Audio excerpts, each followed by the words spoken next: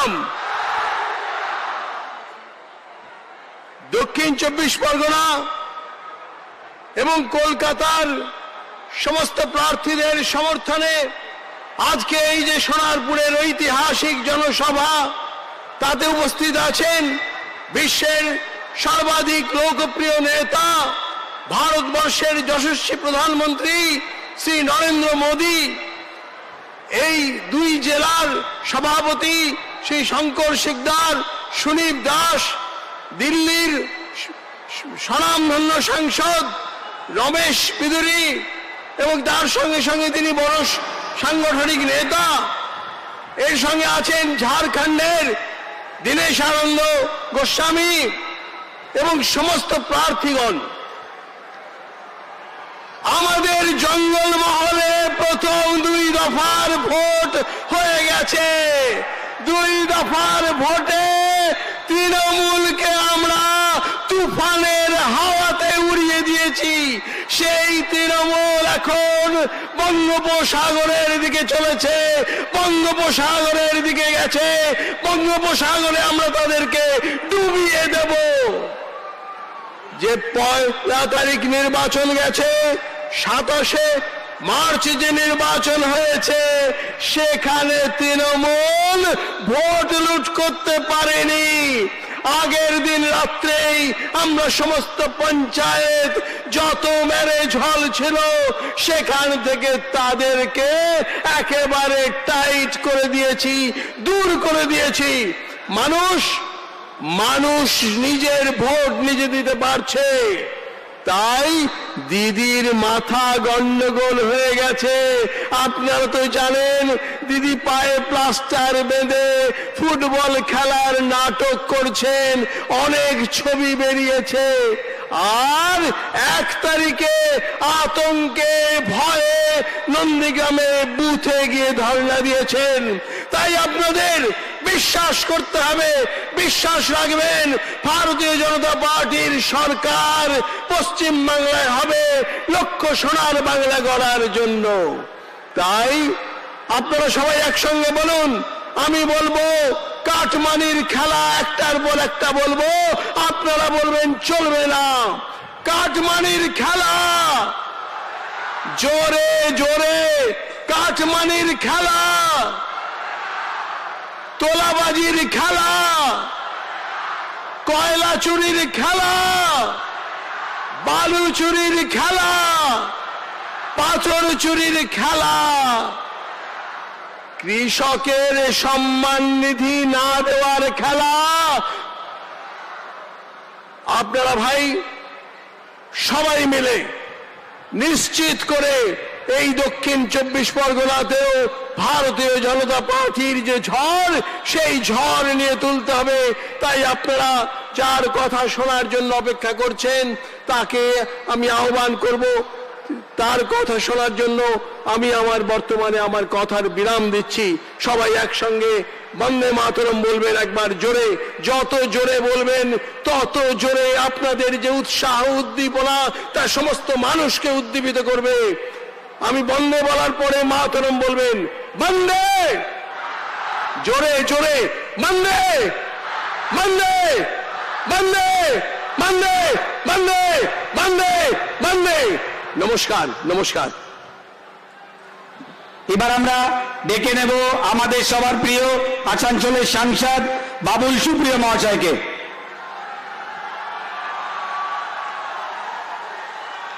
আপনাদের সবাইকে আমার নমস্কার।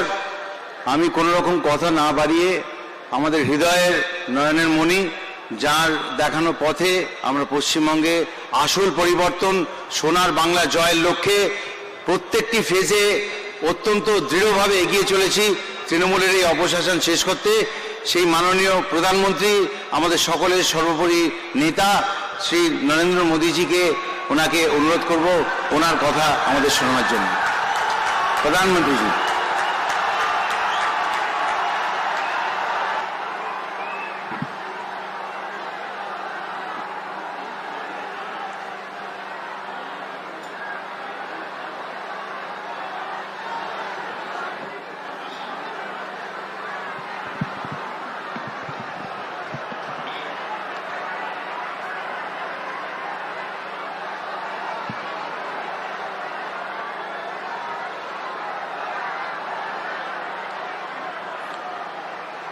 भारत माता की, भारत माता की जय मां विपुत्तारिणी। ये स्थान बंगाल की समृद्ध विरासत, बंगाल की सामुदायिक ताकत का प्रतीक है।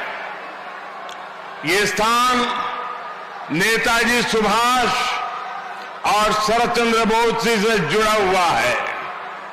मैं इस पुण्य स्थली को प्रणाम करता हूं।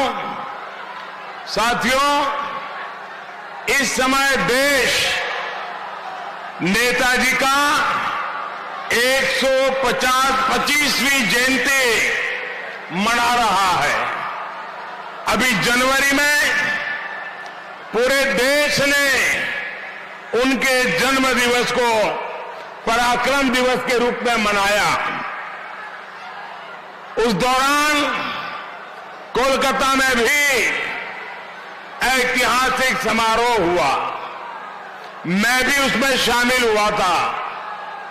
ये हमारी सरकार का सौभाग्य है कि दिल्ली से लेकर अंडमान निकोबार तक जहां जहां भी नेताजी के पराक्रम चिन्ह है, वहां उन चिन्हों को पूरे गौरव के साथ पुनः स्थापित किया जा रहा है।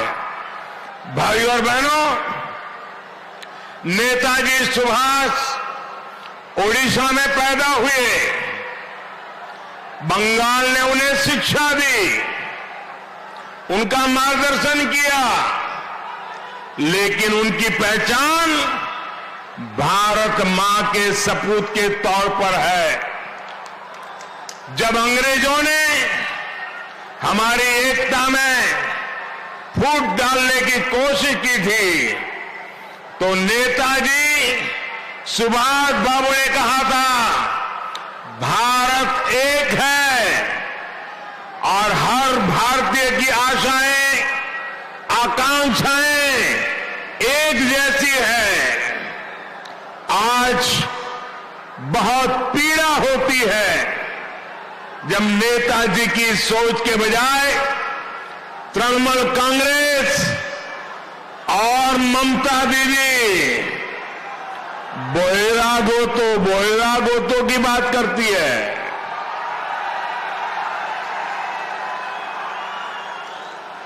ये नेताजी का भी अपमान है और देश के संविधान का भी अपमान है। त्रिपुरा में, असम में, मणिपुर में, जहां जहां भाजपा की सरकारें बनी, तो मुख्यमंत्री भी वहीं के होते हैं। पश्चिम बंगाल में भी यही होगा। 2 मई को बीजेपी की ऐतिहासिक विजय के बाद इसी धरती की संतान बंगाल को सोनार बंगाल बनाने के लिए मुख्यमंत्री पद का ग्रहण करेगा।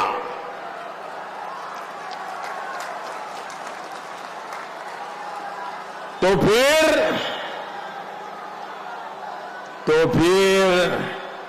यही रात के न दीदी, 10 साल तक आपको बंगाल ने सेवा का मौका दिया, फिर यही रात के न दीदी, आपने बंगाल के लोगों की आशाएं उम्मीदें तोड़ दी। फिर यही रात के न दीदी, आपने हर सरकारी योजना को कट मनी और सिंडिकेट के हवाले कर दिया। फिर यही रात के न दीदी, हमारे सैकड़ों कार्यकर्ताओं की हत्या के बाद, उनका परिवार उजाड़ने के बाद, फिर यही रात के न दीदी, गरीब के चावल से लेकर गाड़ी तक, दुकान से लेकर मकान तक, हर जगह तोलाबाजी का, सिंडिकेट का राज चलाने के बाद यही रात के न दीदी, बालू घोटाला, कोयला घोटाला, भर्ती घोटाला, अम्फान राहत लूट, ऐसे अनेक घोटालों का ढेर लगने के बाद ये कहना दीदी, ममता दीदी, आप भले ही खुद को कूल मानती है, लेकिन आपके हाव भाव से पश्चिम बंगाल का मूड पता चल रहा है।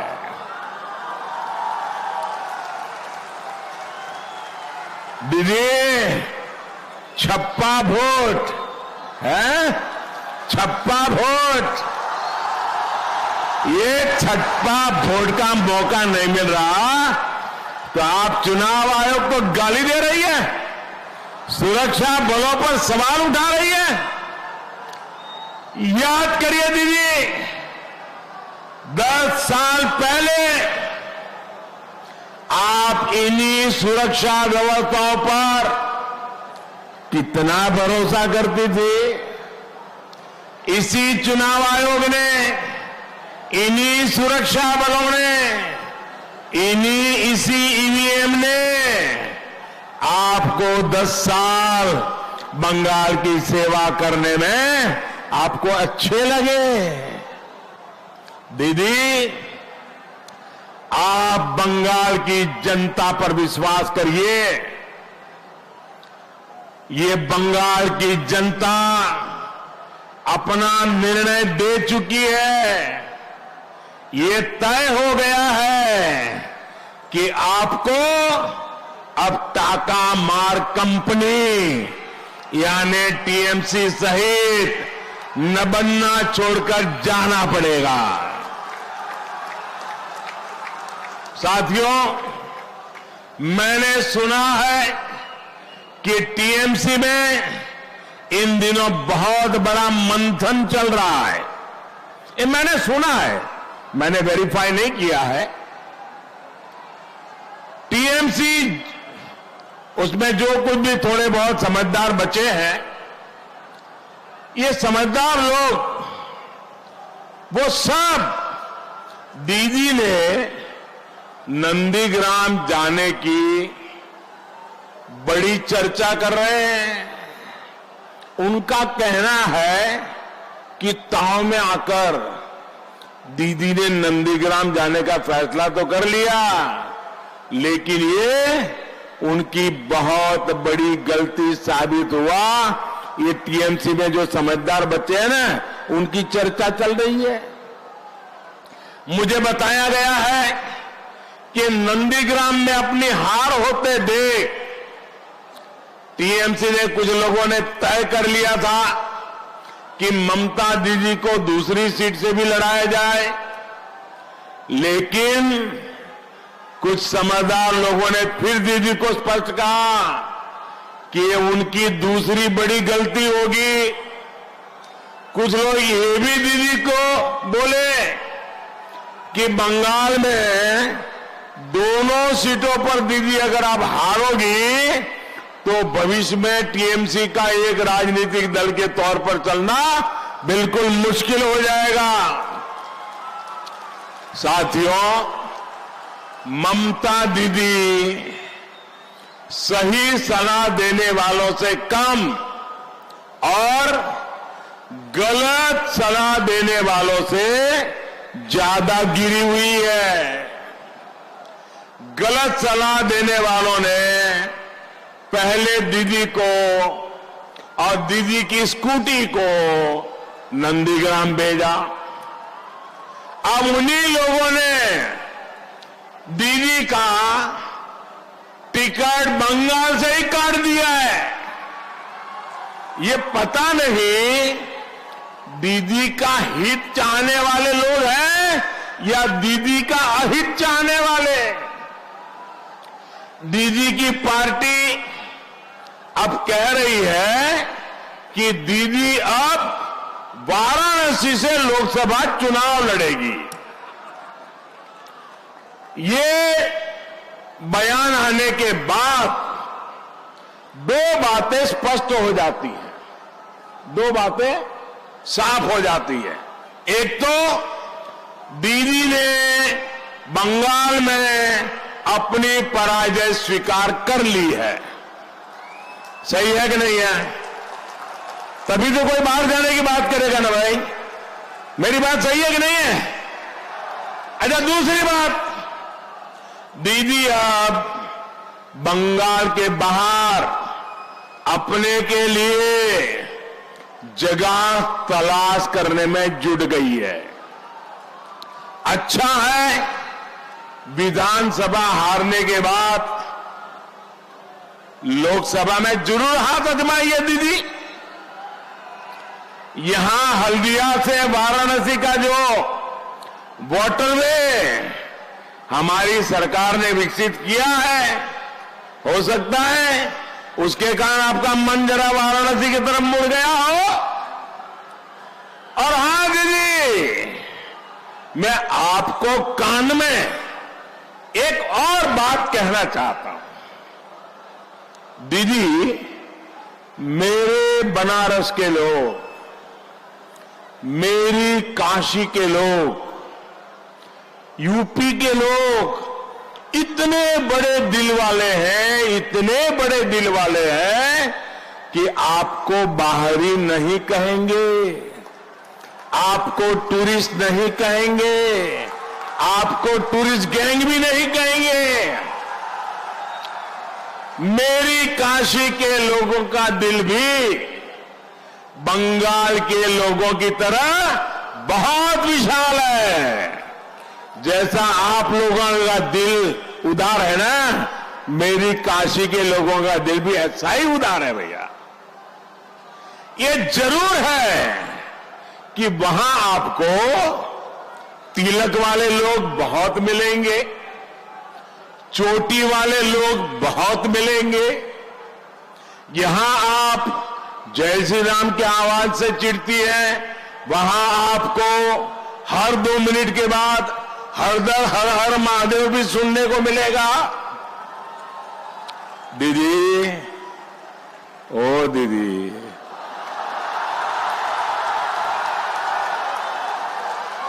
फिर आपका होगा क्या? आप क्या करोगी? किस पर गुस्सा करोगी? मेरी आपसे एक ही प्रार्थना है, बनारस के लोगों पर, यूपी के लोगों पर गुस्सा मत करिएगा दीदी।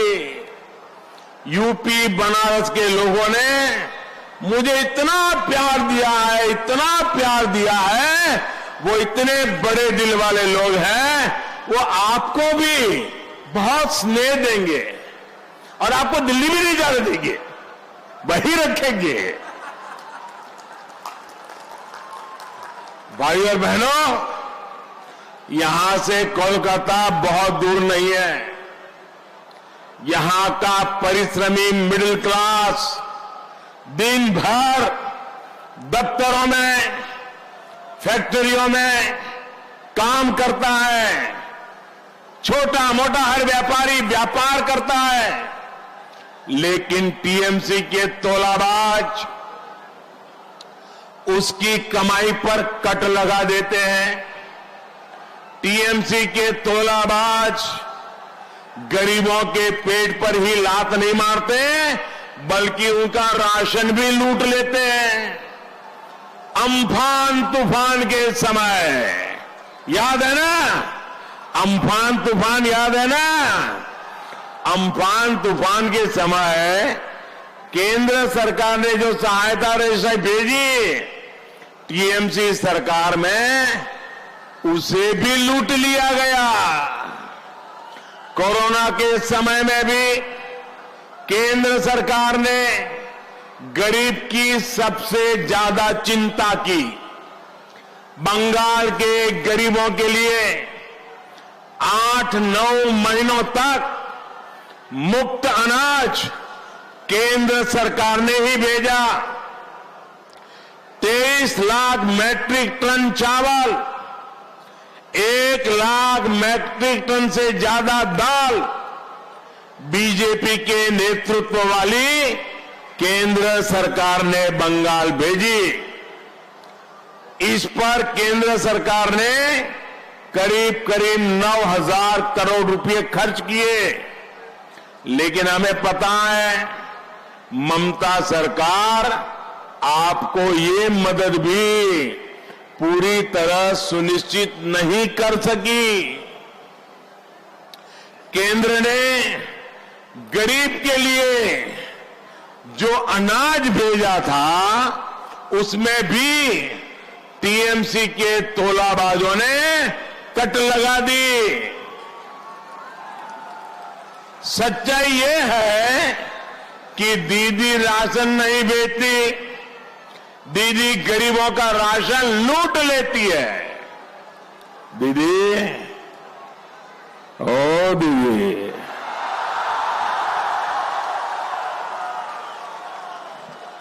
आपने निजेर टीएमसी गुंडाদের के সামলান,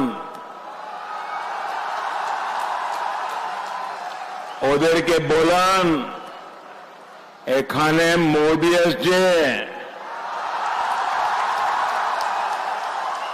এখানে ওদের গুন্ডাগিরি চলবে না। বাংলা চায়না টিএমসির ক্যাডারের হিংসা খেলা,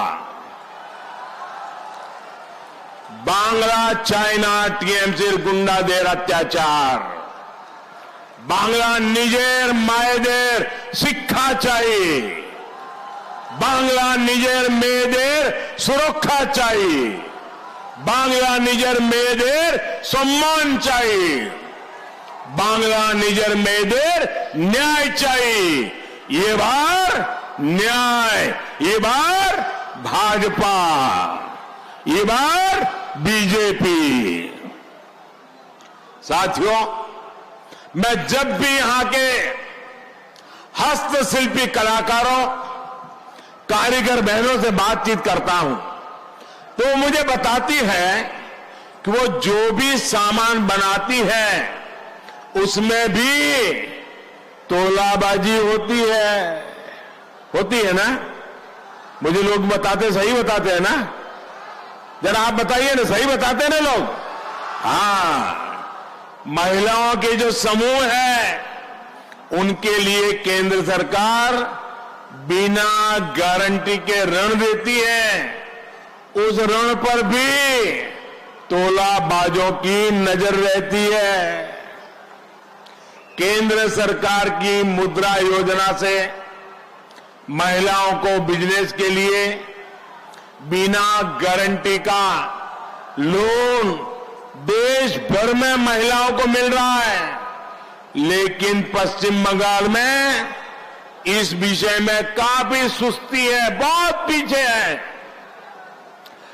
डबल इंजन की सरकार पश्चिम बंगाल की बहन बेटियों को भी इसका भरपूर लाभ दिलाएगी।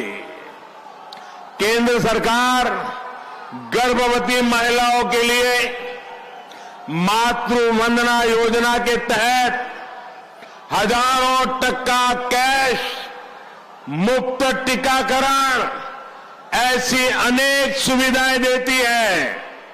लेकिन यहां क्या स्थिति है ये आप मुझसे बेहतर जानते हैं।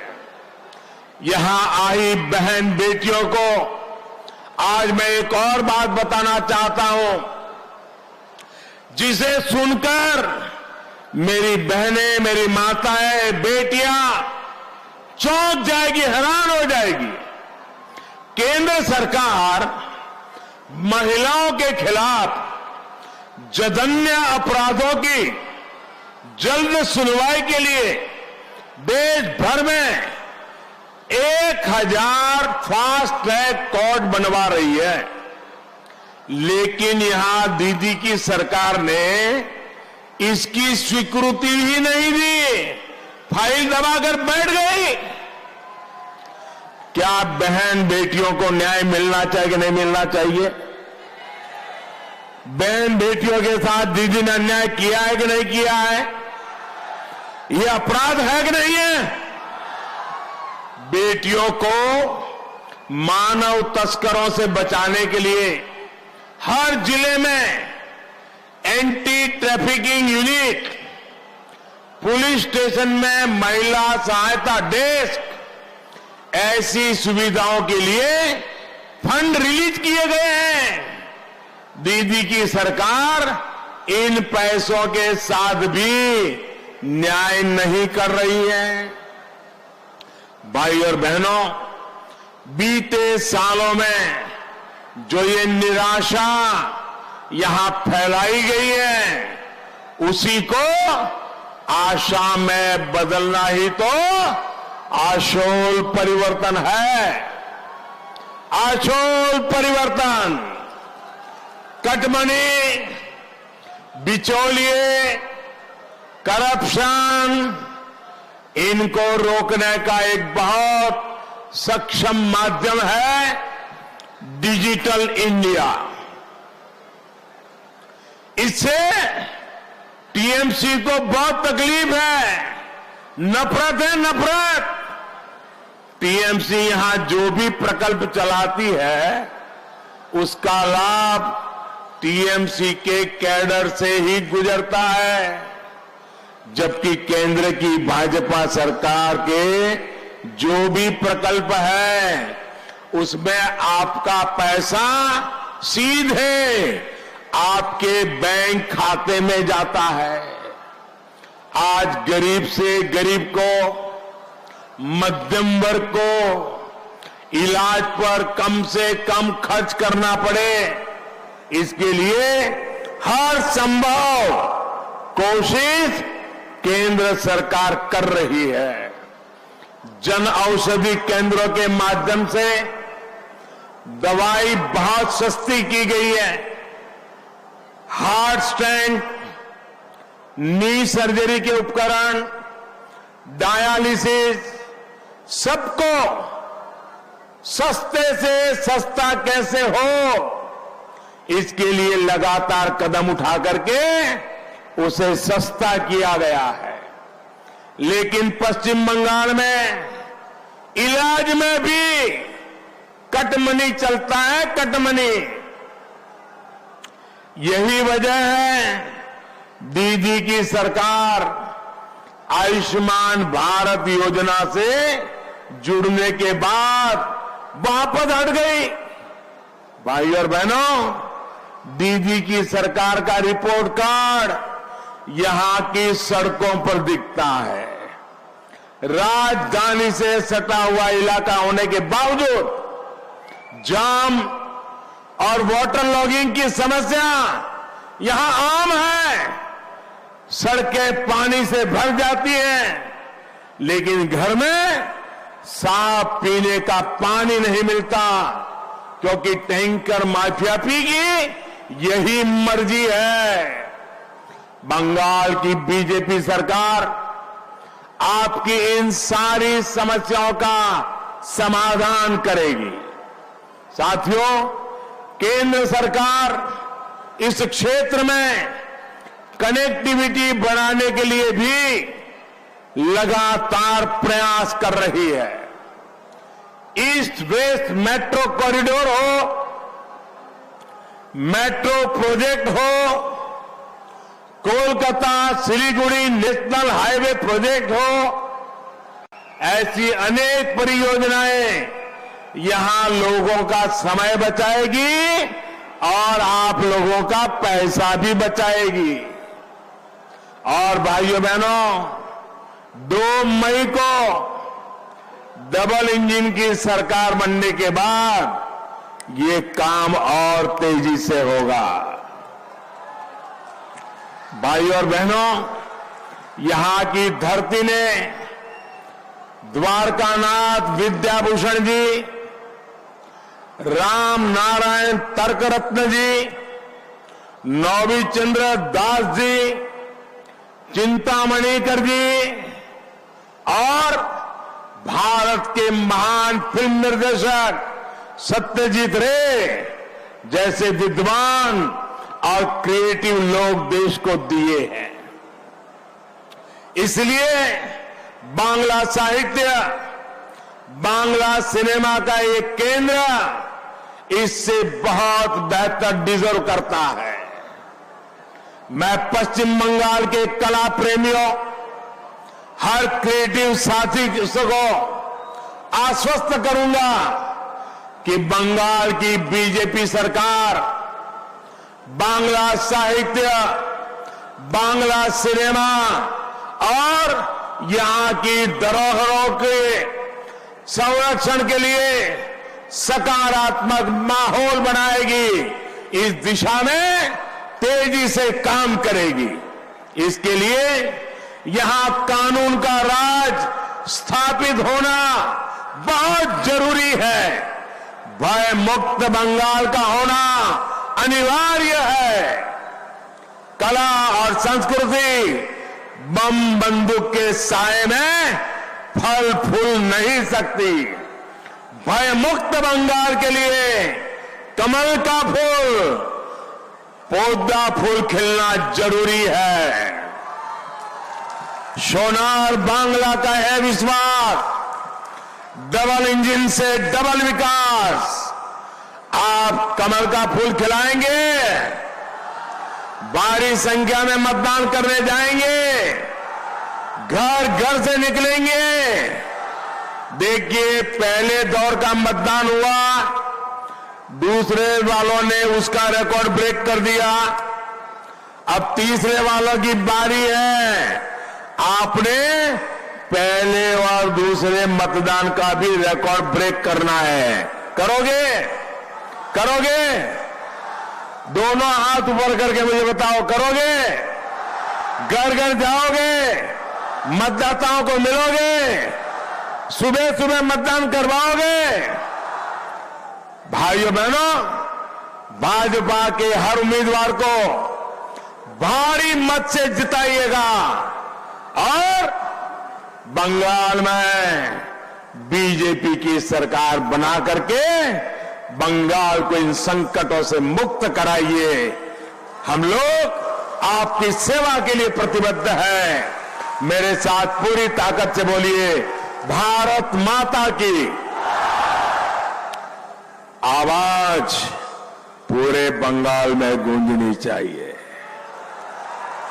भारत माता की, भारत माता की, भारत माता की। बहुत बहुत धन्यवाद।